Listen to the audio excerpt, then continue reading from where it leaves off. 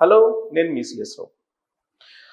ఆంధ్రప్రదేశ్ ముఖ్యమంత్రి చంద్రబాబు నాయుడు గారి ఫ్యామిలీ, చంద్రబాబు నాయుడు గారు, దేవాంశ్, లోకేష్, బ్రహ్మణి, భువనేశ్వరి గారు ఫ్యామిలీ.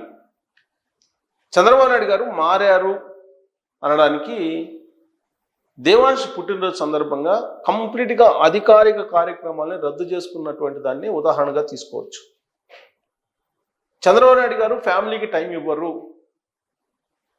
ఆయన ఫ్యామిలీని పట్టించుకోరు అనేటువంటి అభిప్రాయం ఆయన మీద ఉండేది. ఇది నేను చెప్పడం కాదు, ప్రతిపక్ష నేతగా ఉన్నప్పుడు అధికారంలోకి వచ్చినప్పుడు కూడా రాజశేఖర రెడ్డి గారు అసెంబ్లీ వేదికగా, అసెంబ్లీ బయట చంద్రబాబు నాయుడు గారిని మాట్లాడుతూ ఉంటారు. ఆ విధంగా ఆయన ఫ్యామిలీ పట్టదు, ఫ్యామిలీ లైఫ్ ఉండదు, ఆయనకు అన్ని రాజకీయాలే, ఇలా సెటైర్లు వేస్తూ ఉండేవాళ్ళు ఆయన మీద. ఇంకొక విషయాన్ని కూడా గుర్తు చేసేవాళ్ళు, ఆయన ముఖ్యమంత్రిగా ఉన్నప్పుడు ఆయన తల్లి చనిపోతే కూడా అంత్యక్రియలకు వెళ్ళలేదు అనేటువంటి విషయాన్ని కూడా రాజశేఖర రెడ్డి గారు అసెంబ్లీలోనే ప్రస్తావించారు ఒకనొక సమయంలో. మరి అది ఎంతవరకు నిజము, ఎలాంటి పరిస్థితుల్లో వెళ్ళలేకపోయారు అనేది తర్వాత క్లారిటీ కూడా చాలామంది ఇవ్వడం జరిగింది. బట్ చంద్రబాబు నాయుడు గారు పూర్తి స్థాయిలో అప్పటికి ఇప్పటికీ మారిపోయారు అనడానికి గత కొంతకాలంగా ఆయన్ని గమనిస్తే కనుక అర్థమవుతుంది. భువనేశ్వరి గారు అనేక సందర్భాల్లో చెప్పారు, ఎన్నికల క్యాంపెయిన్లో, ఎన్నికలకు ముందు ఆయన 53 రోజులు జైల్లో ఉన్నప్పుడు కూడా ఆవిడ చెప్పడం జరిగింది, ఫ్యామిలీ కంటే కూడా రాష్ట్ర ప్రజలు, సమాజం దీని గురించి ఎక్కువ ఆలోచించేవాళ్ళు అని చెప్పి. నిజమే అది. చంద్రబాబు నాయుడు గారు అభివృద్ధి కాముకుడు, వెంకయ్య నాయుడు గారు చెప్పినట్టు ఆయన సమాజం గురించి రకరకాల ఆలోచనలు చేస్తూ ఉంటారు. ఆయన పరిపాలన దక్షుడు, ఇది వెంకయ్య నాయుడు గారు ఈ మధ్యకాలంలో చెప్పింది. నిజమే అది. ఆయనకి కీర్తి కాంక్ష ఎక్కువగా ఉంటుంది. అది నేను కూడా అబ్జర్వ్ చేశాను జర్నలిస్ట్గా. ఆయనతోటి సీఎంగా ఉన్నప్పుడు కానీ తర్వాత కానీ నేను రిపోర్టింగ్ చేశాను కాబట్టి కొన్ని రోజుల పాటు. ఆ కీర్తి కాంక్షలో ఎవరిని పట్టించుకోరు ఆయన. ఒక్క డెవలప్మెంట్ యాక్టివిటీసు, ఎలా తన రాష్ట్రాన్ని నెంబర్ 1 చేయాలి, తన కీర్తి ప్రతిష్టలు శాశ్వతంగా నిలిచిపోవాలి, ఇలాంటివి ఆలోచనలు ఉండేవేమో. ఎందుకంటే ఆయన నిత్యం బిజీగా ఉంటారు. ఈవెన్ ప్రతిపక్షంలో ఉన్నప్పుడు కూడా ఒక్క నిమిషం కూడా ఆయన ఖాళీ ఉండరు. ఎవరో ఒకరితోటి ఆయన భేటీ ఉండేది. ఆయన ఎప్పుడైనా మన ప్రతిపక్షంలో ఉన్నప్పుడు మీకు 2004 నుంచి 2014 వరకు కూడా 10 సంవత్సరాల పాటు ఆయన అధికారంలో లేరు. ఆ సమయంలో కూడా ఎవరో ఒకరితోటి ఆయన భేటీ అవుతుండేవాళ్ళు, ఎవరో ఒకరు వచ్చి ఆయన్ని కలుస్తుండేవాళ్ళు. దేశ విదేశాల నుంచి వచ్చేవాళ్ళు. ఆయన అపాయింట్మెంటు మనం ఎప్పుడు అడిగినా కానీ ఎవరో ఒకరితోటి అడ్జస్ట్ చేయాల్సి వస్తుంది. ఆ టైంని అంత బిజీగా ఉండేవాళ్ళు. అంత షెడ్యూల్ని అంత టైటన్గా ఒక రూపకల్పన చేసుకునేవాళ్ళు. వేస్ట్ కానిచ్చేవాళ్ళు ఒక టైం. ఎప్పుడు కూడా సమాజం అలాగే అంతర్జాతీయంగా, జాతీయంగా ఎలాంటి పోకళ్ళు ఉన్నాయి, అభివృద్ధి ఎలా జరుగుతుంది, ఏ రంగంలో అభివృద్ధి జరుగుతుంది, ఇలాంటివన్నీ కూడా ఎప్పుడు అధ్యయనం చేస్తున్నారు. వివిధ రంగాలకు సంబంధించినటువంటి వాళ్ళు కలిసి వెళ్తూ ఉంటారు. ఆయనకి సుదీర్ఘ ప్రయాణంలో అనేక పరిచయాలు ఉంటాయి. దాంతో అనేక మంది కలుస్తూ ఉంటారు. ఇంకొక అంశం ఏంటంటే, చాలామందికి తెలియని అంశం, ఎవరు వెళ్ళినా సరే మీరు ఒక ప్రాజెక్ట్ పట్టుకొని వెళ్ళండి. ఆ ప్రాజెక్ట్ని మీరు కనుక ఎగ్జాక్ట్గా ఎక్స్ప్లెయిన్ చేసి దాని ద్వారా ప్రభుత్వానికి ఎంత ప్రాఫిట్ వస్తుంది, ఉపాధి అవకాశాలు ఎన్ని కలుగుతాయి అని చెప్పి మీరు కనుక ప్రొజెక్ట్ చేయగలిగితే మీకు ఎలాంటి సహాయం కావాలో ఖచ్చితంగా చేస్తారు.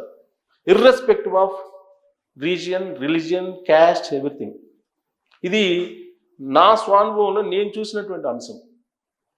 మరి అలాంటి కాంక్ష, కీర్తి కాంక్ష, ఆ క్రమంలో ఫ్యామిలీ లైఫ్ని ఆయన మిస్ అవుతున్నారు అనేటువంటి ఫీలింగు ఆయన అభిమానులకు ఉండేది. ఆయన గురించి తెలిసినటువంటి వాళ్ళకు కూడా ఉండేది. బహుశా ఈ టర్మ్లో 4వ ముఖ్యమంత్రి కదా, ఈ టర్మ్లో ఎంత రాజకీయాలకు కానీ లేదంటే ప్రభుత్వానికి కానీ ఇవ్వాలి, ఎంత ఫ్యామిలీకి ఇవ్వాలి అనే దాని మీద స్పష్టత వచ్చినట్టు అనిపిస్తుంది. అందుకే ఈ మధ్యకాలంలో ఫ్యామిలీ తోటి ఆయన ఎక్కువగా కనిపిస్తూ ఉంటారు. ఇప్పుడు దేవాంశ్ పుట్టినరోజు సందర్భంగా ఆయన 20వ తారీఖు నుంచే మొత్తం దేవాంశ్ 20వ తారీఖు సాయంత్రం నుంచి దేవాంశ్ పుట్టినరోజుకు సంబంధించినటువంటి సంబరాలు, పుట్టినరోజు సంబంధించినటువంటి యాక్టివిటీలోనే ఉండిపోయారు. అంటే ముఖ్యమంత్రిగా కాకుండా ఒక మనవడికి తాతగా ఎలా ఉండాలో అలా ఉండిపోయారు. దానికి ఉదాహరణ తిరుమల తిరుపతి దేవస్థానంలో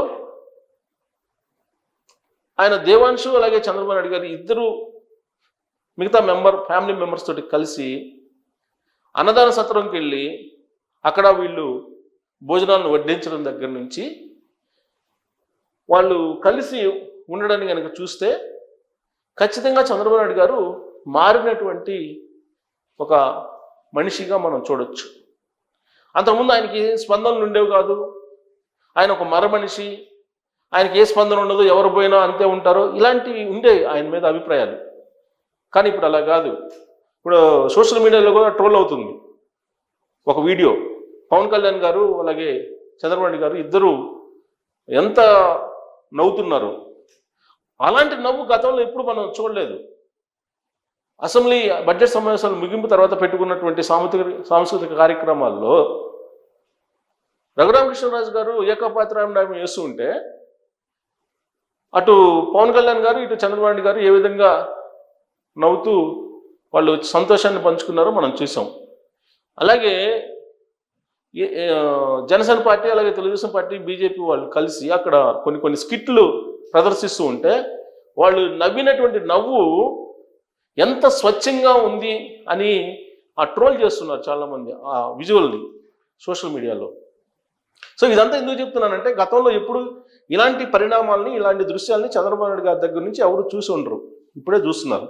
అందుకే మారినటువంటి పొలిటీషియన్గా, మారినటువంటి భర్తగా, మారినటువంటి తాతగా, మారినటువంటి తండ్రిగా, మారినటువంటి మామగా ఆ కుటుంబ సభ్యులకి ఇప్పుడు కనిపిస్తూ ఉన్నారు. ఇది నేను చెప్పడం కాదు, కుటుంబ సభ్యులే ప్రైవేట్ సంభాషణలో మాట్లాడుకుంటున్నటువంటి విషయాన్ని నాకు తెలిసినటువంటి వాళ్ళు చెప్పినటువంటి మాట. సో ఇప్పుడు తిరుమల వెళ్ళారు, శ్రీవారి దర్శనం చేసుకోవటం అనేది ఆనవాయితీ. దేవాంశ్ పుట్టిన తర్వాత ప్రతి సంవత్సరం వెళ్తూ ఉంటారు. ఈ సంవత్సరం కూడా వెళ్ళారు. ప్రతి సంవత్సరం దేవాంశ్ పుట్టిన తర్వాత 33 లక్షల రూపాయలు ఒకరోజు అన్నదానానికి విరాళంగా ఇచ్చేవాళ్ళు. తిరుమల తిరుపతి దేవస్థానం దర్శనానికి వచ్చినటువంటి వాళ్ళకి వెంగమాంబ ధర్మసత్రంలో ఉచిత భోజన సౌకర్యం చాలా అద్భుతంగా, స్వచ్ఛందంగా, శుభ్రతగా పెడుతూ ఉంటారు. దానికి 33 లక్షలు ఒక రోజుకు అవుతుంది ఖర్చు. అయితే ఇప్పుడు పెరిగినటువంటి ధరల దృష్ట్యా ఒకరోజు అన్నదానానికి, ఉచిత భోజనానికి తిరుమల తిరుపతి దేవస్థానంలో 44 లక్షలు అవుతుందని చెప్పి తిరుమల తిరుపతి దేవస్థానం బోర్డు అంచనా వేసింది. అందుకే ఈసారి 44 లక్షల రూపాయలు విరాళంగా అక్కడ ఇచ్చారు. ఇచ్చి అక్కడే భోంచేసి అక్కడే వచ్చినటువంటి భక్తులకి అన్నప్రసాదం అందజేసి సెలబ్రేషన్స్ చేసుకున్నారు. సో కాబట్టి దేవాంశ్కి అద్భుతమైనటువంటి తాతగా మొత్తం ఒక రోజు మొత్తాన్ని కేటాయించారు చంద్రబాబు నాయుడు గారు.